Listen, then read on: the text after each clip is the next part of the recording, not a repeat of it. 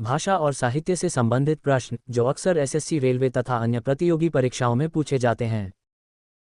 देवनागरी लिपि की उत्पत्ति किस लिपि से हुई है? देवनागरी लिपि की उत्पत्ति ब्राह्मी लिपि से हुई है। ध्वनियों को लिखने के लिए जिन चिन्हों का प्रयोग किया जाता है उसे लिपि कहते हैं। लिपि और भाषा दोनों अलग अलग होते हैं। ब्राह्मी लिपि भारत की सबसे प्राचीन लिपि है। यह बाएं से दाएं की ओर लिखी जाती है। अशोक के अधिकांश अभिलेख ब्राह्मी लिपि में तथा प्राकृत भाषा में लिखे गए हैं। जेम्स प्रिंसेप ने पहली बार 1837 ईस्वी में सांची के स्तूप पर अंकित ब्राह्मी अक्षरों को पढ़ा था। भारत में अंग्रेजी शिक्षा की आधिकारिक शुरुआत किसके द्वारा की गई? लॉर्ड मैकॉले द्वारा भारत में अंग्रेजी शिक्षा की शुरुआत की गई। तत्कालीन governor general Lord William Bentinck के सहयोग से 1835 ईस्वी में लॉर्ड मैकॉले द्वारा अंग्रेजी शिक्षा की शुरुआत की गई। लॉर्ड मैकॉले का पूरा नाम थॉमस बैबिंगटन मैकॉले है। हिंदी का आदि कवि किसे माना जाता है?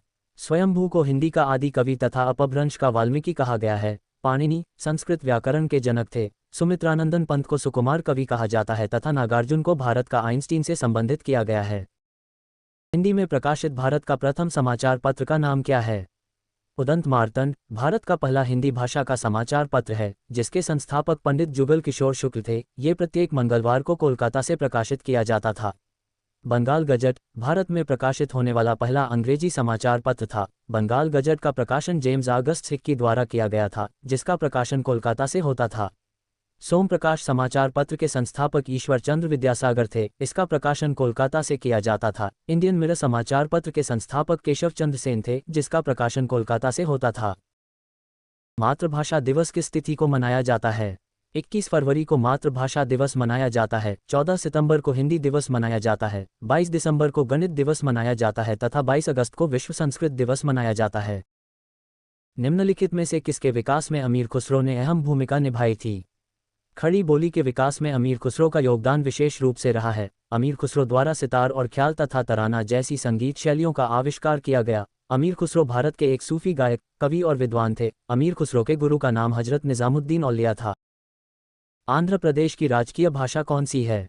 तेलुगु आंध्र प्रदेश की राजकीय भाषा है। मलयालम केरल की राजकीय है। कन्नड़ कर्नाटक की राजकीय भाषा है तथा कोंकणी गोवा की राजकीय भाषा है। ईदगाह नामक कहानी के रचनाकार कौन हैं? ईदगाह नामक कहानी की रचना मुंशी प्रेमचंद द्वारा की गई। इसके अलावे गोदान, कर्मभूमि, गबन, मानसरोवर, निर्मला नामक पुस्तक की रचना की। अरविंद घोष ने लाइफ डिवाइन की रचना की गई। रविंद्रनाथ टैगोर द्वारा गोरा पुस्तक की रचना की गई तथा गुलबदन बेगम द्वारा हुमायूंनामा की रचना की गई। रामधारी सिंह दिनकर को किस रचना के लिए ज्ञानपीठ पुरस्कार मिला था? उर्वशी पुस्तक के लेखक। इसके लिए रामधारी सिंह दिनकर को ज्ञानपीठ पुरस्कार मिला था। साहित्य के क्षेत्र में प्रदान किया जाने वाला भारत का सर्वोच्च सम्मान ज्ञानपीठ पुरस्कार है। ज्ञानपीठ पुरस्कार की शुरुआत 1961 में हुई तथा पहला पुरस्कार 1965 में दिया गया। वही मनुष्य है जो मनुष्य के लिए मरे के रचयिता कौन है? वही मनुष्य है जो मनुष्य के लिए मरे के रचयिता मैथिली शरण गुप्त हैं। रामधारी सिंह दिनकर द्वारा संस्कृति के 4 अध्याय की रचना की गई। महादेवी वर्मा द्वारा अतीत के चलचित्र की रचयिता की गई तथा सुदामा पांडेय धूमिल द्वारा संसद से सड़क तक की रचना की गई। संविधान के किस अनुच्छेद के अनुसार हिंदी भारत की राजभाषा होगी? अनुच्छेद 343 में वर्णित है कि संघ की राजभाषा हिंदी होगी। अनुच्छेद 352 में आपातकाल का प्रावधान किया गया है। अनुच्छेद 368 में संविधान संशोधन की प्रक्रिया है तथा अनुच्छेद 356 द्वारा राष्ट्रपति शासन लागू करने का प्रावधान है।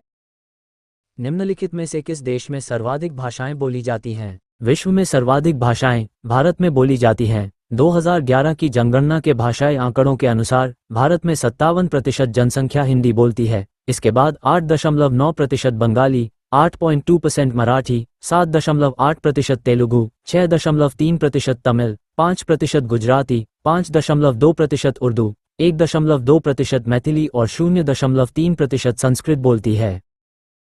शिवा बावनी नामक पुस्तक के रचनाकार कौन हैं?